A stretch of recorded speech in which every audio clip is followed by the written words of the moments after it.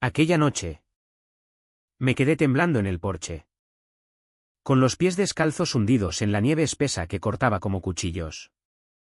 Mi padre, Antonio, cerró la puerta con llave desde dentro. Mientras mi madre, Isabel, susurraba a través de una rendija en la ventana: el frío te enseñará a ser fuerte. Es hora de que aprendas lo que significa ser alguien en esta familia. Creían que me rompería y suplicaría. No imaginaban que ese momento encendía la primera chispa de una venganza que ardía en mi interior. 20 años después. Aún recuerdo cómo esa noche helada lo transformó todo. Me llamo Elena. Y durante 28 años he sido la hija mayor en lo que todos llamaban la familia perfecta española. Vivíamos en una impecable villa colonial en Las Rozas, un barrio adinerado a las afueras de Madrid, donde los jardines cuidados se extendían como alfombras verdes y el éxito se medía por el tamaño de tu garaje. Desde fuera, éramos todo lo que una familia debía ser: próspera, refinada, triunfadora.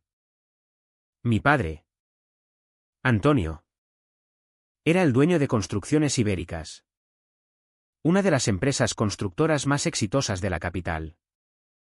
Había levantado la mitad de los complejos comerciales en el centro, y su nombre aparecía regularmente en las secciones de negocios del país. Alto, imponente, con el cabello gris acero siempre impecable. Dominaba cualquier sala en la que entraba. Sus socios alababan su visión, sus competidores temían su dureza. En casa, vivíamos bajo esa misma mirada calculadora. Mi madre, Isabel, era su complemento perfecto. Al menos en público. Organizando galas benéficas. Anfitriona de cenas elaboradas. Mantenía la imagen de la familia con la precisión de una campaña militar. Su sonrisa podía iluminar un salón de baile. Pero detrás de nuestras puertas, ese calor se evaporaba como el rocío matutino. Coleccionaba halagos sobre su hermosa familia como otros coleccionan arte, exhibiéndonos como trofeos cuando convenía a su agenda social. Nuestra casa era un escaparate. 6 dormitorios. Encimeras de mármol. Un garaje para 3 coches con vehículos de lujo alemanes. El salón tenía ventanales del suelo al techo que daban a un jardín diseñado por profesionales. Todo coordinado. Desde la paleta de colores neutros hasta las flores frescas entregadas 2 veces por semana. Fotografiaba de maravilla para las revistas de estilo de vida que ocasionalmente destacaban nuestra historia de éxito. Pero la perfección tiene un precio. Y en nuestro hogar, ese precio era la obediencia absoluta. Antonio no solo esperaba excelencia, exigía sumisión. Cada cena era una evaluación de rendimiento. Cada reunión familiar, una oportunidad para demostrar nuestro valor o exponer nuestros fallos. Isabel nunca nos defendía, en cambio. Refinaba sus críticas, añadiendo sus propias observaciones afiladas como guarnición a un plato ya amargo. Aprendí pronto que el amor en nuestra casa venía con términos y condiciones. Letra pequeña que cambiaba cuando Antonio decidía que nos habíamos acomodado demasiado. Un boletín de notas con sobresalientes podría merecer un gesto de aprobación. A menos que el hijo de alguien más hubiera ganado un concurso de ciencias ese semestre. Una actuación en un recital de piano podía ser adecuada. Pero nunca lo bastante buena para un orgullo genuino. No éramos hijos, éramos inversiones que debían mostrar rendimientos constantes. Los vecinos nos veían en la iglesia cada domingo. Perfectamente vestidos. Sentados en el tercer banco, donde la luz matutina creaba un efecto de halo alrededor de nuestras cabezas. Veían las generosas donaciones de Antonio y el voluntariado de Isabel. Me veían a mí, la hija aplicada, camino a la universidad, siguiendo el camino predeterminado hacia el éxito. Veían lo que queríamos que vieran. Nunca veían las puertas cerradas. Los estándares imposibles. Como el silencio podía pesar más que los gritos. Nunca sabían que nuestro retrato familiar perfecto estaba pintado sobre un lienzo de control. Manipulación y la lenta erosión de todo lo que hace que un niño se sienta seguro y amado. Nunca sospechaban que detrás de nuestras paredes inmaculadas algo se estaba construyendo, una presión que eventualmente encontraría su liberación. Esta es la historia de cómo esa imagen perfecta finalmente se hizo añicos. Y cómo el frío que debía quebrarme se convirtió en la forja que me hizo inquebrantable. Desde mis primeros recuerdos. Nuestra casa funcionaba bajo las reglas de Antonio, no escritas. Inmutables. Absolutamente implacables. A los 6 años. Recuerdo estar en la cocina mientras inspeccionaba mis deberes. Su dedo trazando cada letra que había formado. Descuidadas. Decía. Rasgando la página por la mitad. La excelencia no es opcional en esta familia. Lo rehacía 3. 4.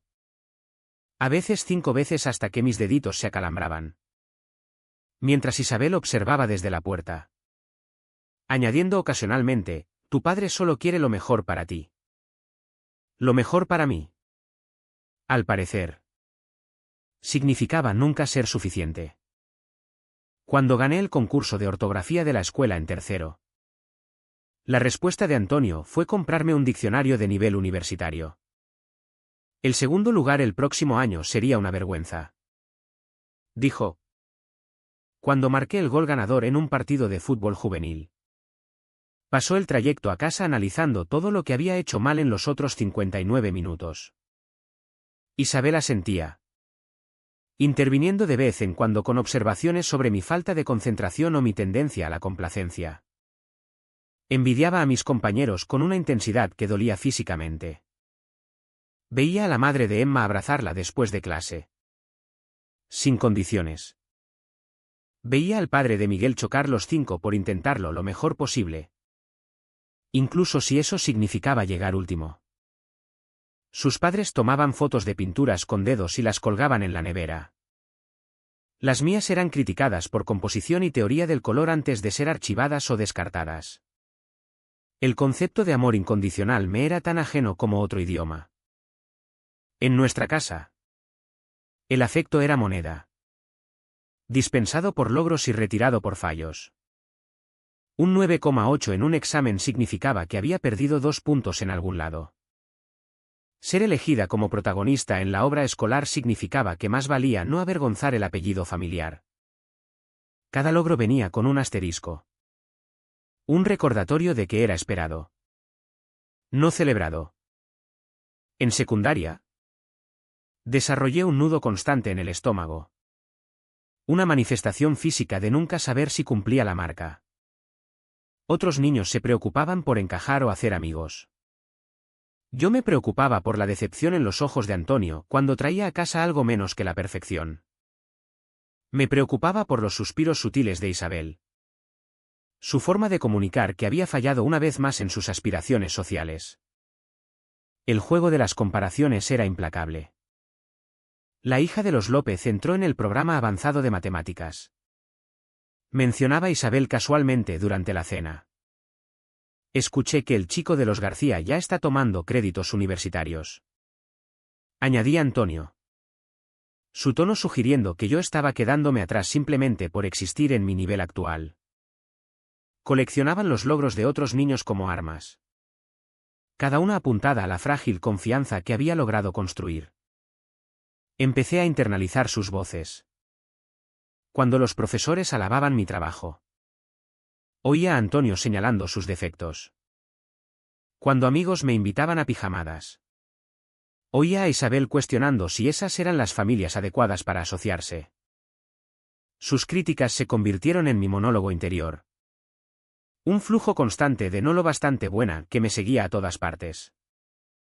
Lo peor era lo normal que parecía todo. Esto era amor. ¿No? Padres que empujaban a sus hijos a destacar. Padres que querían lo mejor para su futuro. Me excusaba por ellos en mi mente. Incluso cuando algo profundo en mí sabía que no estaba bien. Otros padres no trataban a sus hijos como empleados bajo revisión constante. Otras madres no usaban el afecto como ventaja táctica. Pero reconocer esa verdad significaba admitir que mis padres no me amaban como los padres deberían amar a sus hijos. Significaba admitir que nuestra familia perfecta estaba construida sobre aceptación condicional y manipulación emocional. A los 12, 13, 14 años. Esa verdad era demasiado pesada para cargar. Así que empujé más fuerte. Logré más. Intenté desesperadamente ganar lo que debería haber sido dado libremente. La base se estaba colocando para algo más oscuro. Aunque no lo sabía entonces. Cada crítica. Cada estándar imposible. Cada aprobación retenida añadía peso a una estructura que no podría sostenerse para siempre. Estaba aprendiendo a sobrevivir en un hogar donde el amor era una recompensa. No un derecho, donde la perfección era el estándar mínimo aceptable. Mirando atrás ahora. Veo cómo me moldearon, no en la hija obediente que querían, sino en alguien que aprendió a reconocer la manipulación. A documentar patrones. A esperar el momento perfecto para contraatacar. Creían que me estaban formando a su imagen. En cambio, estaban creando su propia ruina. El 15 de diciembre de 2014. Tenía 18 años. De regreso de mi primer semestre en la universidad. La cena era otro escaparate de la familia perfecta. Antonio había invitado a posibles inversores para su último proyecto de desarrollo. El comedor brillaba con luz de velas. La mesa puesta con la vajilla de la abuela de Isabel. Cada detalle orquestado para impresionar.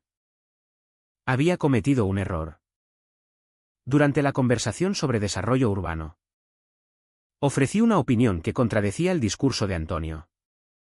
No groseramente. No agresivamente. Simplemente mencioné un estudio de mi clase de economía sobre prácticas de construcción sostenible y el retorno a largo plazo. Los inversores se intrigaron, haciéndome preguntas de seguimiento.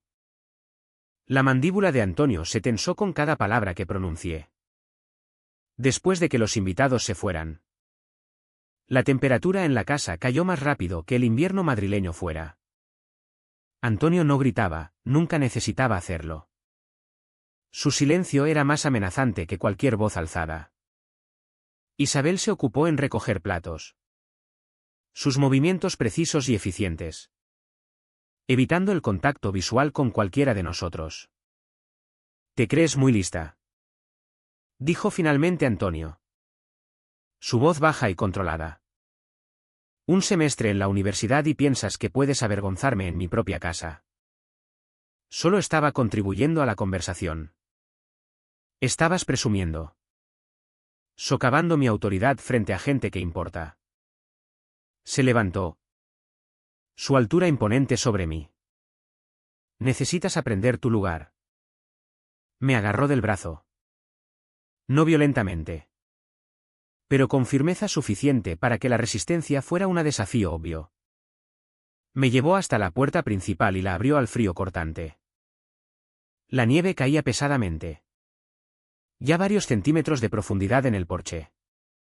La temperatura había bajado a casi cero. ¿Fuere?, dijo simplemente. Papá. No llevo zapatos. ¿Fuere?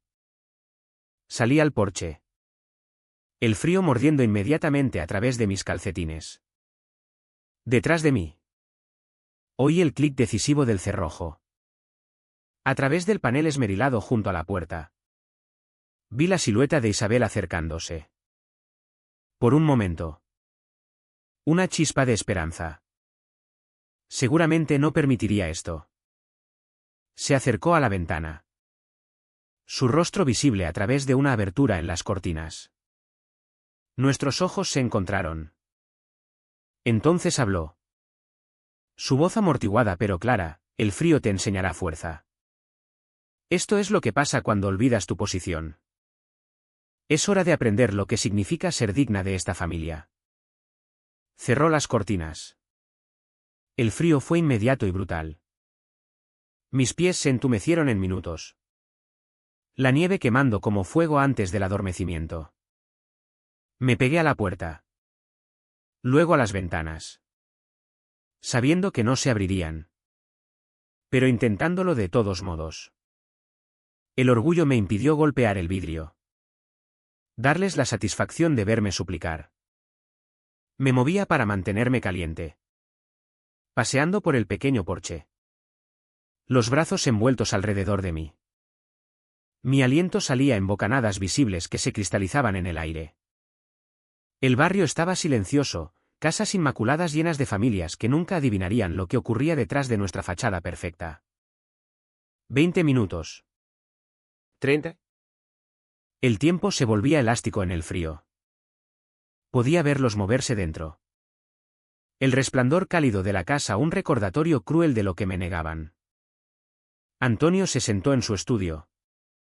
Visible a través de la ventana. Leyendo con calma como si nada pasara. Isabel había vuelto a la cocina. Lavando platos con precisión metódica. Mis pensamientos se volvieron lentos. Pero uno permaneció cristalino: querían que me rompiera. Que golpeara la puerta. Llorara. Admitiera que estaba equivocada y suplicara perdón. Esto era sobre poder. Sobre reforzar que mi lugar estaba debajo de ellos. Siempre debajo. Pero algo más se cristalizó en ese frío, una claridad diferente. De pie allí. Pies entumecidos. Cuerpo temblando. Viendo a mis padres continuar su velada como si yo no existiera. Los vi por lo que realmente eran. No padres estrictos con altos estándares. Sino personas que preferían verme sufrir antes que perder el control. Cuando finalmente abrieron la puerta 45 minutos después. Entré sin una palabra. Antonio esperaba en el vestíbulo. ¿Has aprendido la lección?, preguntó. Lo miré directamente a los ojos. Sí, dije.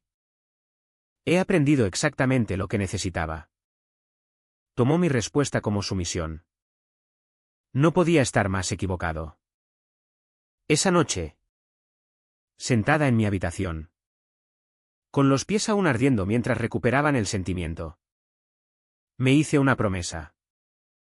Creían que el frío me rompería. Me haría maleable. Complaciente. En cambio, había forjado algo más duro. Más afilado. Algo que podía esperar. Planear. Y cuando llegara el momento, golpear con precisión. Esa noche en la nieve no fue el fin de algo, fue el comienzo. La primera chispa de un fuego que eventualmente consumiría todo lo que habían construido. Me habían encerrado en el frío para enseñarme una lección sobre poder. No tenían idea de que solo me habían enseñado que no tenía nada más que perder. Regresé a la Universidad Complutense esa primavera. Transformada. Aunque mantenía esa transformación oculta bajo la actuación de la hija obediente. Me matriculé en economía. Elección de Antonio. Naturalmente.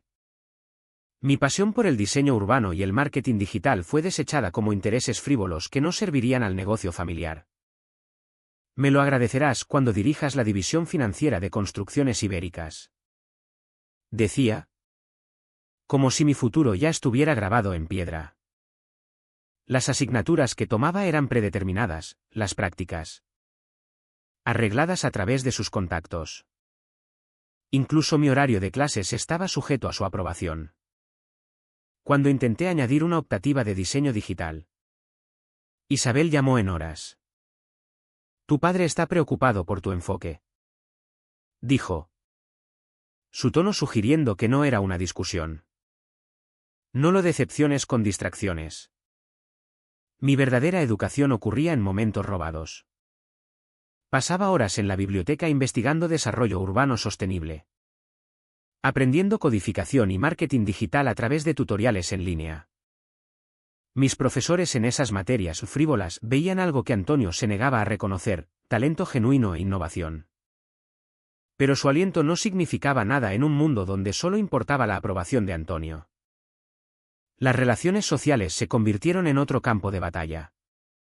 Salí con Javier durante 6 meses en segundo año, un estudiante de ingeniería amable y brillante que me hacía reír y me veía como más que una extensión de la reputación familiar. Antonio hizo una verificación de antecedentes cuando descubrió que el padre de Javier había declarado quiebra 5 años antes. La relación terminó. No nos asociamos con fracasos financieros, declaró Antonio. Isabel añadió más suavemente. Pero no menos firme, piensa en tus futuros hijos. Querida. La genética importa.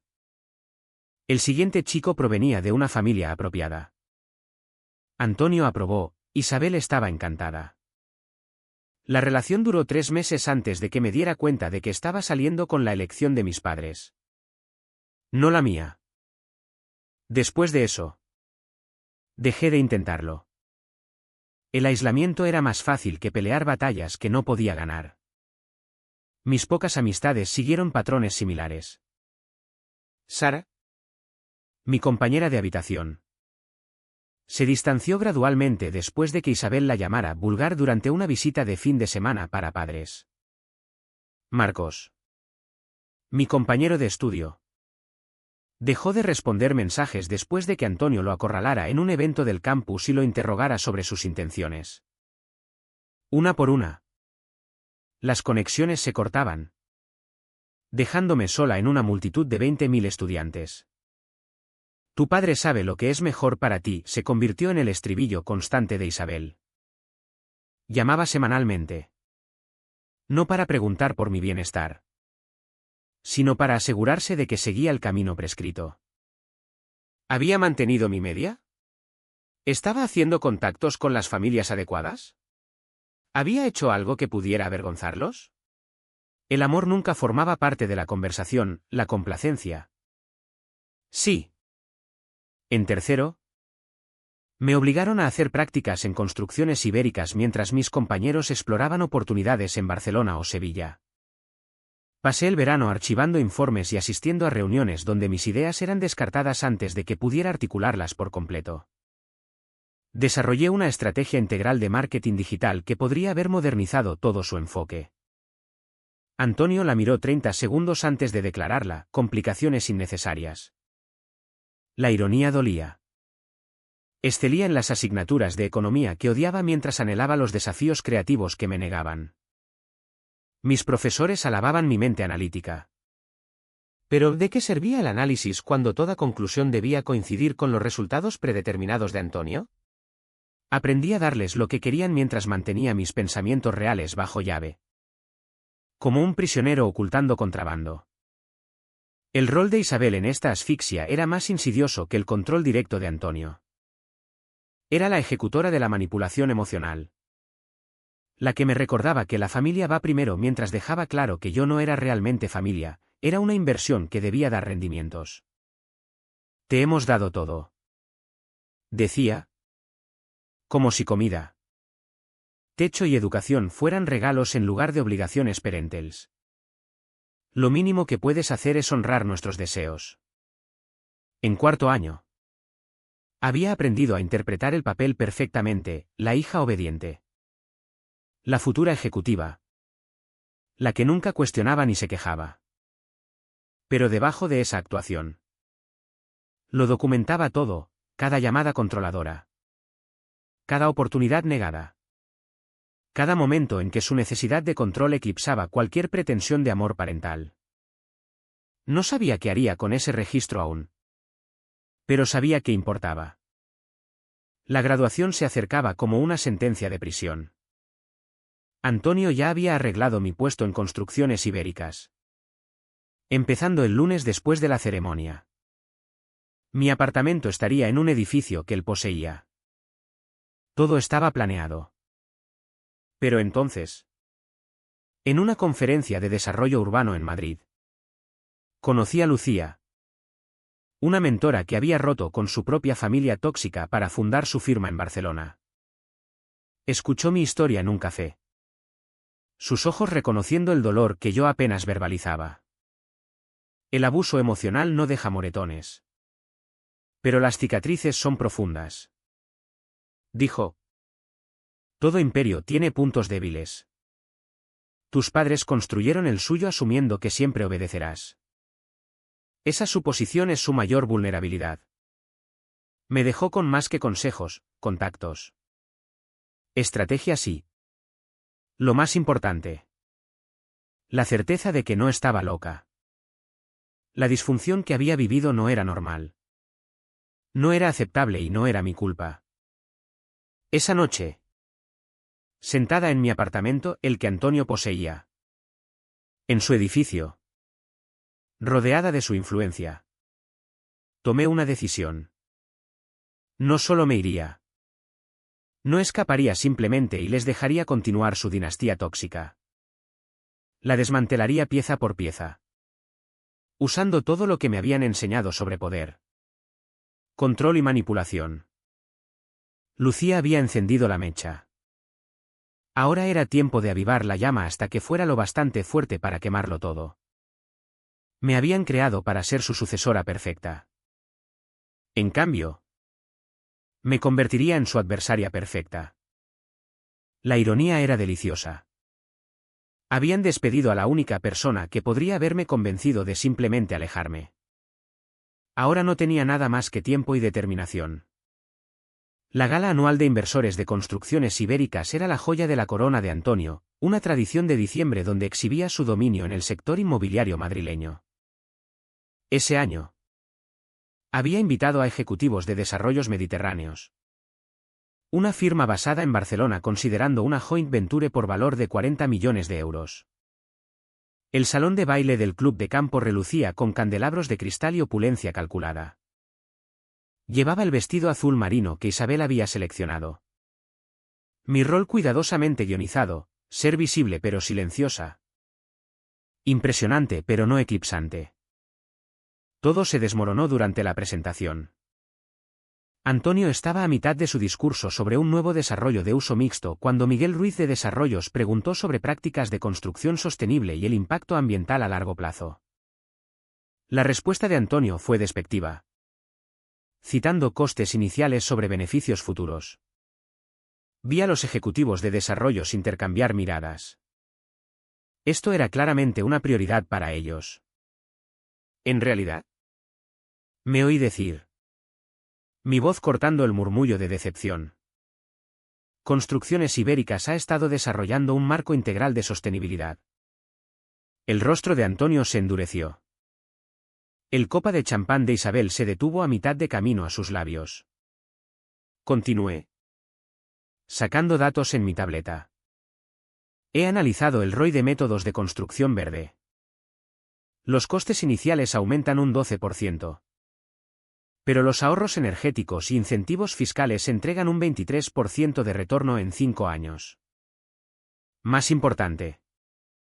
Posiciona a Ibéricas como un socio visionario para inversores conscientes del medio ambiente. Los ejecutivos de desarrollos se inclinaron hacia adelante. Interesados. Miguel hizo preguntas de seguimiento. Que respondí con precisión. Citando estudios y proyecciones que había preparado meses atrás, trabajo que Antonio había descartado como innecesario. Esto es exactamente lo que buscamos. Dijo el CEO de Desarrollos. Antonio. No mencionaste que tu hija lideraba esta iniciativa. No lo hace. Empezó Antonio. Pero lo interrumpí suavemente. Lo he estado trabajando de forma independiente. Esperando presentarlo en el momento adecuado. Creo que alianzas como esta merecen innovación. No solo tradición. La conversación cambió. De repente. Yo era el centro de atención. Respondiendo preguntas. Ofreciendo soluciones. Vi la mandíbula de Antonio apretarse más con cada minuto que pasaba. Isabel había dejado su copa. Sus uñas perfectamente manicuras clavándose en su bolso. Cuando el equipo de desarrollo se apartó para discutir en privado. Antonio me agarró del codo. Necesitamos hablar ahora. Me dirigió hacia las puertas de la terraza. Isabel siguiéndonos. El aire de diciembre mordía a través de mi vestido mientras salíamos. Los sonidos de la fiesta amortiguados detrás del vidrio. ¿Cómo te atreves? La voz de Antonio baja. ¿Peligrosa? ¿Cómo te atreves a secuestrar mi presentación? Salvaba tu presentación. Repliqué. Se estaban yendo. Me humillaste. Hiciste que pareciera que no conozco mi propio negocio. Isabel se acercó más. Su voz veneno endulzado. No puedes evitarlo. ¿Verdad? Siempre necesitando ser el centro de atención. Era el momento de tu padre. Y lo arruinaste. Lo arruinas todo. Como siempre. Los traje de vuelta a la mesa. La mano de Antonio golpeó la barandilla de la terraza. Socavaste mi autoridad frente al acuerdo más importante del año. ¿Te crees tan lista con tus tonterías de sostenibilidad? No eres más que una niña ingrata jugando a los negocios. A través de las puertas de vidrio. Podía ver a los ejecutivos de desarrollo regresando al salón principal. Mirando alrededor. Presumiblemente por nosotros. Varios invitados habían notado nuestra ausencia. Cabezas girando hacia la terraza. Deshazte de ellos. Ordenó Antonio. Diles que estoy atendiendo una llamada urgente y que te vas. ¿Has terminado aquí? ¿Antonio? Dijo Isabel en voz baja. Asintiendo hacia las puertas. La gente definitivamente nos observaba ahora. Incluyendo a Miguel de Desarrollos. Que se acercaba a la terraza. Antonio los vio también. Su rostro se transformó instantáneamente. La rabia reemplazada por su sonrisa pública. Aunque sus ojos seguían fríos. Lo discutiremos después. Dijo entre dientes. Miguel abrió la puerta de la terraza. ¿Todo bien aquí? Estamos listos para discutir términos. Y nos gustaría que Elena se uniera. Sus ideas son exactamente lo que hemos estado buscando. La sonrisa de Antonio parecía dolorosa. Por supuesto. Solo discutíamos su excelente trabajo. El resto de la velada fue una clase magistral en furia contenida. Antonio interpretó al padre orgulloso mientras sus manos temblaban de ira.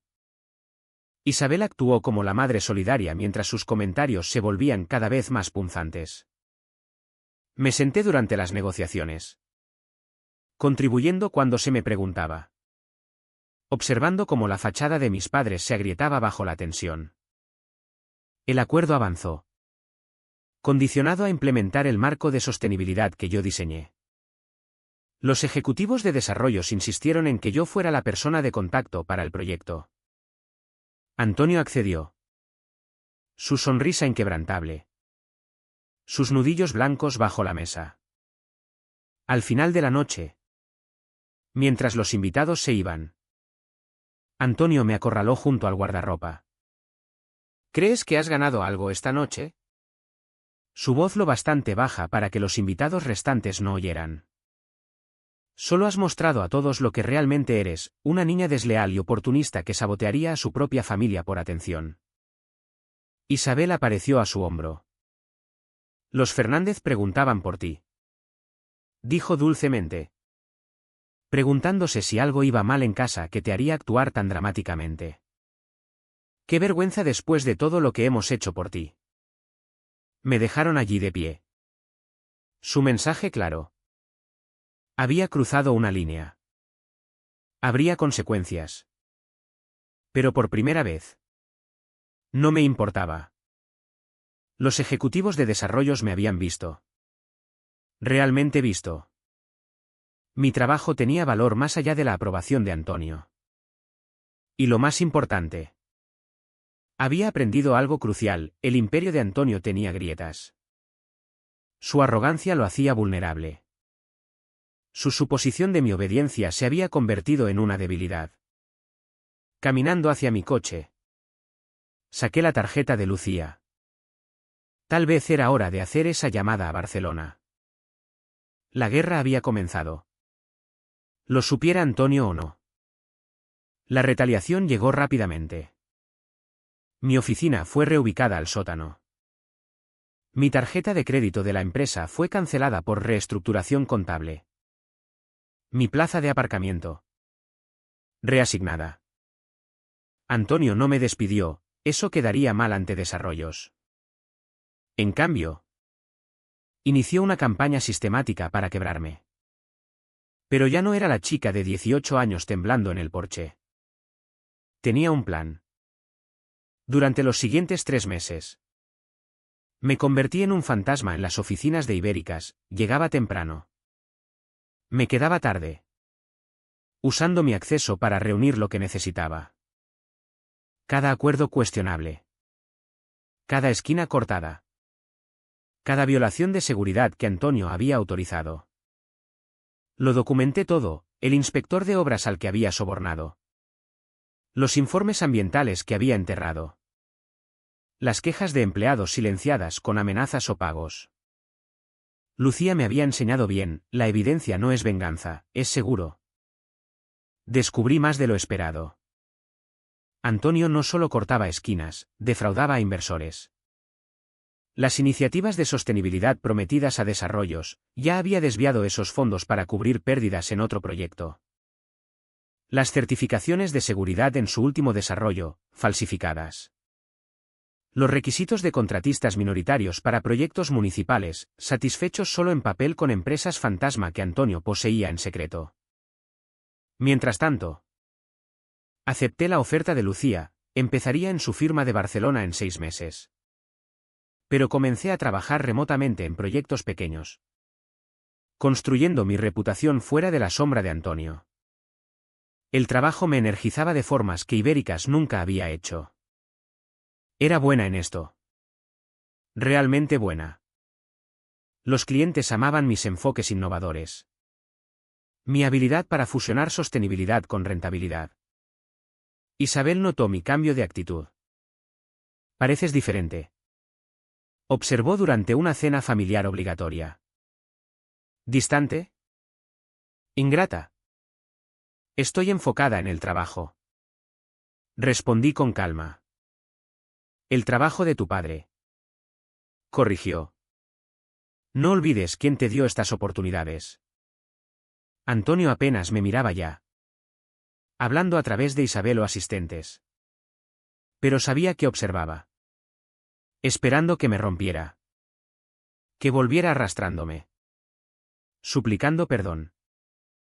El proyecto con Desarrollos se convirtió en mi arma. Como persona de contacto designada. Tenía comunicación directa con sus ejecutivos. Entregaba todo lo prometido. Excedía cada expectativa. Pero también mantenía registros cuidadosos de los intentos de Antonio por socavar los requisitos de sostenibilidad, sus órdenes de usar materiales más baratos. Su furia cuando insistía en seguir las especificaciones acordadas. Miguel de Desarrollos me llamó directamente una tarde. Tu padre sugirió modificaciones para reducir costes. Dijo con cuidado. Modificaciones que violarían nuestro acuerdo.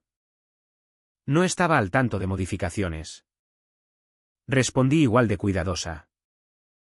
Aseguraré que mantengamos los estándares discutidos. ¿Elena? El tono de Miguel se volvió más personal. Si alguna vez necesitas una referencia. O si consideras otras oportunidades. Contáctame. Desarrollos valora la integridad. Él sabía. Quizás no los detalles. Pero sentía la disfunción. Empecé a grabar conversaciones. España permite grabaciones con consentimiento de una parte. Podía registrar legalmente mis propias interacciones, Antonio ordenándome falsificar informes. Isabel sugiriendo ocultar sobrecostes de Desarrollos. El jefe de construcción admitiendo en cinta que Antonio le había instruido usar materiales subestándar. La pieza final vino de una fuente inesperada, la asistente de Antonio. Patricia. Que había visto cómo berreaba y menospreciaba a empleados durante 15 años. Dejó discretamente un pendrive en mi escritorio. Para tu investigación de sostenibilidad. Dijo con una mirada significativa. Contenía 5 años de correos que Antonio creía haber borrado, evidencia de sobornos. Fraude y peor. Pasé noches organizando todo en un archivo exhaustivo, registros financieros mostrando malversación. Violaciones de seguridad que habían causado lesiones cubiertas por Antonio. Evasión fiscal a través de cuentas offshore. Era suficiente para destruir construcciones ibéricas. Para enviar a Antonio a prisión. Pero quería más que destrucción, justicia servida públicamente. Irrevocablemente. La reunión trimestral del Consejo estaba programada para el 15 de marzo. Todos los inversores mayores asistirían. Incluyendo a los ejecutivos de desarrollos.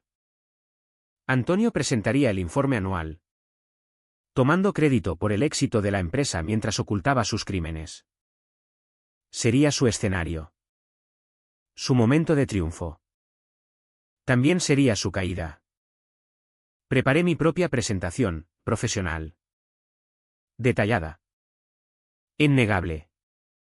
Cada diapositiva respaldada por documentación. Cada afirmación apoyada por evidencia. Los miembros del Consejo recibirían copias de todo, correos. Grabaciones. Registros financieros. Los medios obtendrían sus paquetes 1 hora después de que empezara la reunión. Asegurando que Antonio no pudiera suprimir la historia. La noche antes de la reunión. Me senté en mi oficina del sótano. Todo listo. Mi carta de renuncia fechada para el día siguiente. Mi apartamento en Barcelona esperando. Lucía ya había anunciado mi incorporación a su firma. Antonio no tenía idea de lo que venía. Me había creado para ser su sucesora. Me había entrenado para ser despiadada. Me había enseñado que el poder lo era todo. Me había encerrado en el frío para quebrarme.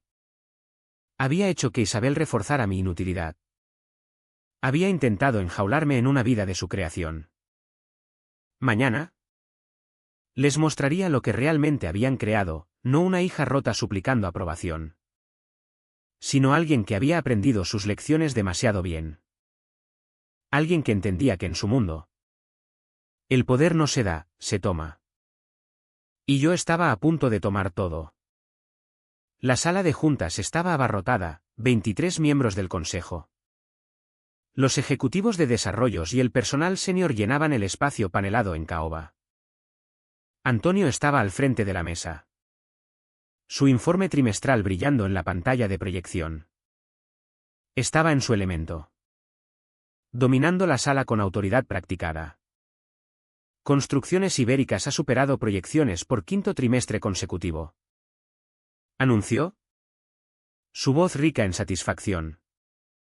Nuestra alianza con Desarrollos representa el futuro del desarrollo sostenible en España. Me senté en la esquina trasera. Mi portátil abierto. Esperando. Antonio continuó 20 minutos. Pintando un cuadro de éxito basado en innovación e integridad. Luego vino la pausa para preguntas. Me levanté. Tengo una presentación que el consejo necesita ver. Dije. Mi voz cortando el murmullo de conversación. El rostro de Antonio se ensombreció. Esto no está en la agenda. Concierne irregularidades financieras que afectan a todos en esta sala. Conecté mi portátil a la pantalla auxiliar. Como el deber fiduciario del consejo requiere transparencia total. Creo que querrán verlo. Antes de que Antonio pudiera objetar. Comencé. La primera diapositiva mostraba los estados financieros reales versus los que habían recibido. Jadeos resonaron en la sala. La segunda detallaba los fondos desviados de sostenibilidad de desarrollos. Miguel de Desarrollos se puso rígido en su silla. Esto es ridículo. Empezó Antonio. Cliqueé en el archivo de audio. Su propia voz llenó la sala. No me importa lo que prometimos a Desarrollos. Usa materiales estándar y embolsíllate la diferencia. Nunca lo sabrán. Diapositiva tras diapositiva. Grabación tras grabación, sobornos a inspectores municipales. Certificados de seguridad falsificados. El empleado que había quedado paralizado en un accidente causado por los recortes de Antonio. Pagado y silenciado. Cada revelación era otro clavo en el ataúd del imperio de Antonio. Isabel se levantó a mitad. Su rostro pálido. «Esta es nuestra hija», anunció a la sala. Su voz temblando. «Está teniendo algún tipo de crisis. Claramente. Ha fabricado». Reproduje otra grabación, la voz de Isabel sugiriendo ocultar sobrecostes. Diciéndome que hiciera que los números funcionaran sin importar la realidad. La sala estalló. Miembros del consejo gritaban preguntas. Los ejecutivos de desarrollos estaban al teléfono con Legal. Antonio intentó restaurar el orden. Pero su autoridad se había evaporado. Era solo un hombre atrapado en sus propias mentiras. Viendo su imperio derrumbarse. «Ingrata». Empezó hacia mí. Pero Miguel de Desarrollos se interpuso. «Creo que has hecho suficiente». «¿Antonio?», dijo fríamente. «Nuestro equipo legal se pondrá en contacto. La alianza termina. Efectivo inmediatamente». Miembros del consejo ya llamaban a sesiones de emergencia. Discutiendo acciones legales. Distanciándose del escándalo. El abogado corporativo estaba al teléfono con. Supuse.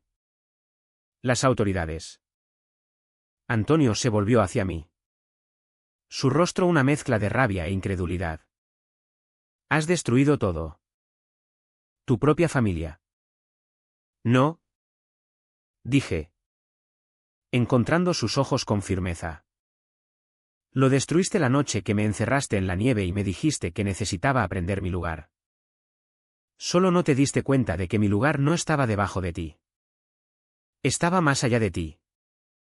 Isabel se acercó. Lágrimas surcando su rostro perfectamente maquillado. «¿Cómo pudiste hacernos esto? Somos tus padres.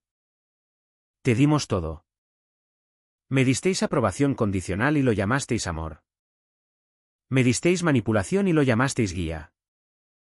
Me disteis una jaula y lo llamasteis hogar. Cerré mi portátil. Mi tarea completa. Lo único que realmente me disteis fue la capacidad de reconocer el abuso y la fuerza para terminarlo. Llegó la seguridad. Alguien los había llamado. Probablemente el abogado corporativo. No estaban allí por mí. Antonio fue escoltado fuera. Su teléfono ya confiscado como evidencia. Isabel lo siguió. Su estatus social evaporándose con cada paso hacia la puerta. Patricia. La antigua asistente de Antonio. Me entregó un sobre mientras empacaba mi portátil. Dentro. Una nota: la oficina del sótano era un insulto.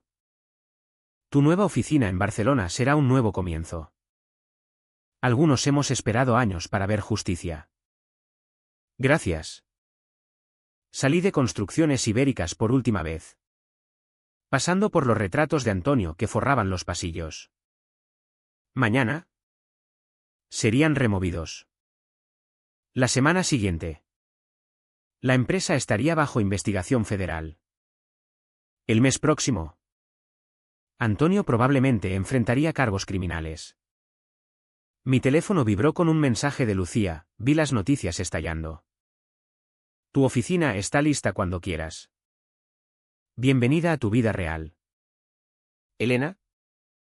Mientras conducía hacia Barcelona. Hacia la libertad. Hacia un futuro que había elegido yo misma. Pensé en esa chica de 18 años de pie descalza en la nieve. Había tenido razón en una cosa, el frío le había enseñado fuerza. Solo no del tipo que Antonio e Isabel esperaban. Querían quebrarme en su misión. En cambio, me habían forjado en alguien lo bastante fuerte para romper el ciclo. Alguien que entendía que el poder real no es controlar a otros, sino rechazar ser controlado. El sol se ponía mientras cruzaba la frontera autonómica hacia Cataluña. En mi retrovisor, Madrid se desvanecía en la distancia, llevándose 28 años de amor condicional y manipulación emocional. Delante yacía Barcelona, la firma de Lucía y la oportunidad de construir algo genuino. Por primera vez en mi vida. No era hija de nadie. Inversión de nadie. Decepción de nadie. Era solo Elena. Y eso era suficiente.